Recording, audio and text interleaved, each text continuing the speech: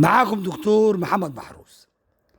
كلنا طبعا عارفين ان في عزوف من الناس في التعاون مع الشرطه، وبتتراوح نسبه البلاغات الفعليه من الناس عاده ما بين 5% ل 20%، والباقي ما حدش يبلغ عنه خالص. وبتختلف بناء على عوامل زي نوعيه القضيه والثقافه المجتمعيه. وده ليه؟ عشان في ناس كتير بتخاف من ردود الفعل الانتقاميه من الجناة او الجهات، وبيشك معظم الناس في قدرة أو نية الجهات المسؤولة عن اتخاذ إجراءات فعالة نتيجة للسينما والميديا والثقافات القديمة زي فرج في فيلم الكرنك، وعدم وجود وعي عن حقوق المواطن وواجباته. ساعات كتير بيشعر الأفراد بالإحراج أو العار عن الإبلاغ عن تجاربهم في القضايا المتعلقة بالعنف الجنسي أو الأسري، أو حتى بلاغات السرقة بالإكراه. وكمان عملية الإبلاغ ساعات بتاخد وقت كتير وفلوس كتير، وبيعتبر الناس بسبب الدراما الجهلة أو الموجهة إن الإبلاغ خيانة وتصرف غير مقبول اجتماعيا، وبيسموا المبلغ مرشد. وفي ناس بتخاف الإبلاغ خوفا من اعتبارهم كاذبين، وفي ناس بتفضل البعد عن المشاكل والتورط في التحقيقات، حتى البلاغات في التصادم العادية.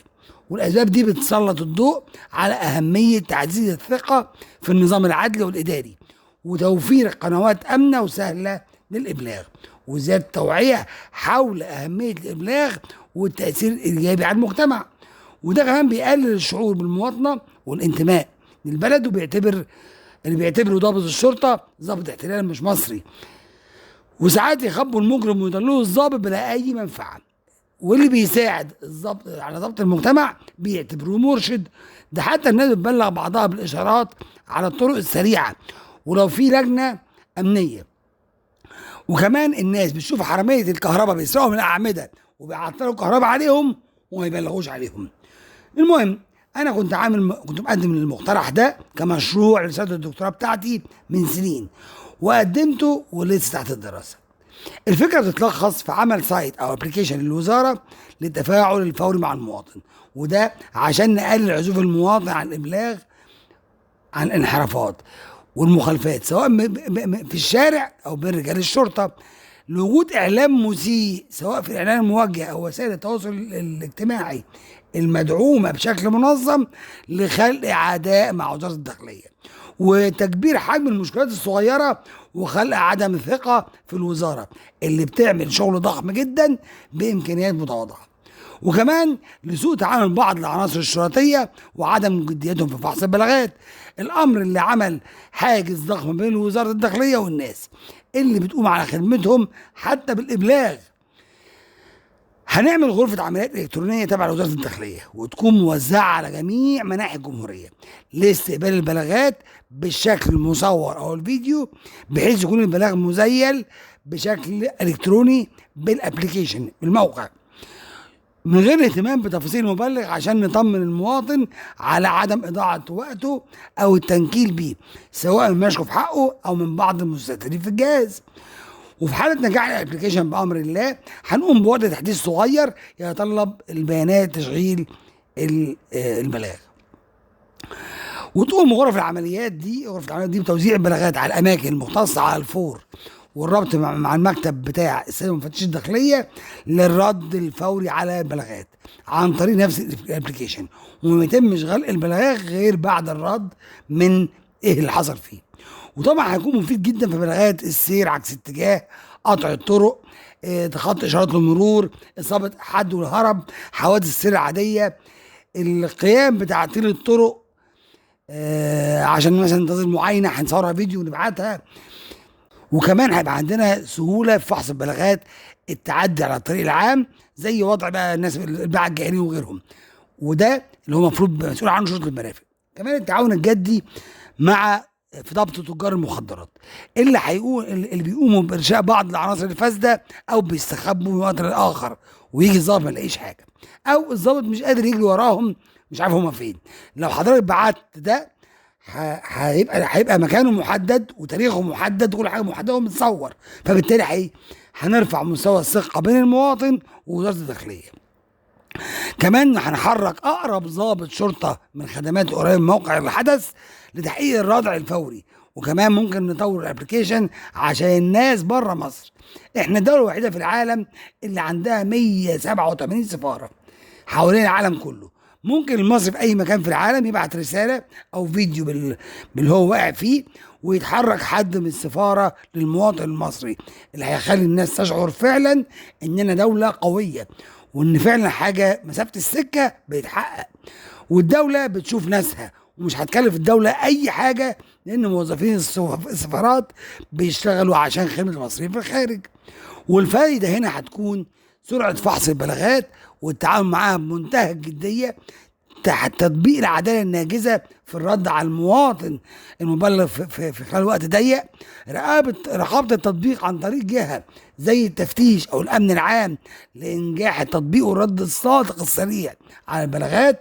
كمان عندنا فوائد اجتماعيه هتتلخص بشعور المواطن بتواجد الشرطه في كل مكان ومراقبته من جانب، وشعور المواطن بايجابيه مشاركته مع الداخليه، واعطاء البلاغ او الشهاده، واعطاء معلومات عن اي وقعه.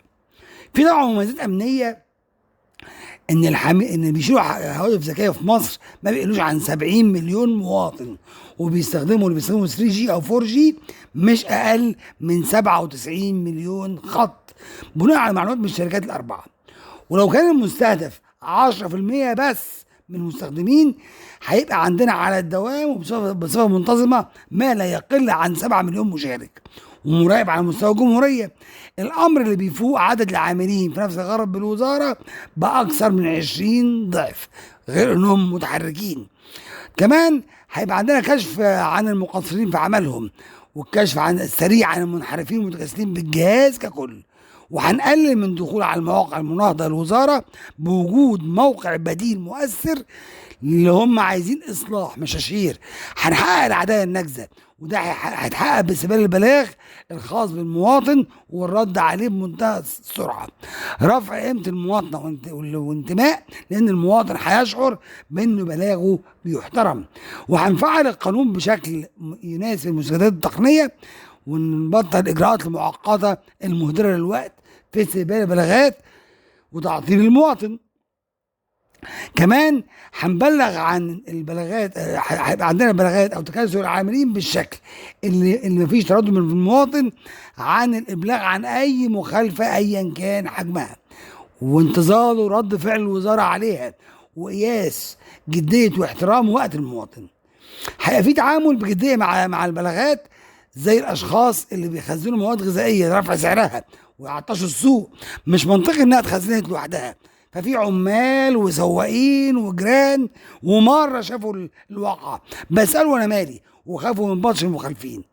في الحاله دي هيقدر يبلغ وهو مش خايف، وهيبقى في سهوله لشعور المواطن ورجل الشرطه دوما بوجود رقابه دايمه عليه وعلى تصرفاته من اشخاص غير معلومين وغير معلوم وقت عملهم او وقت وجودهم، الامر اللي هيخلي الرقابه دي فعاله وقويه ومؤديه لدورها.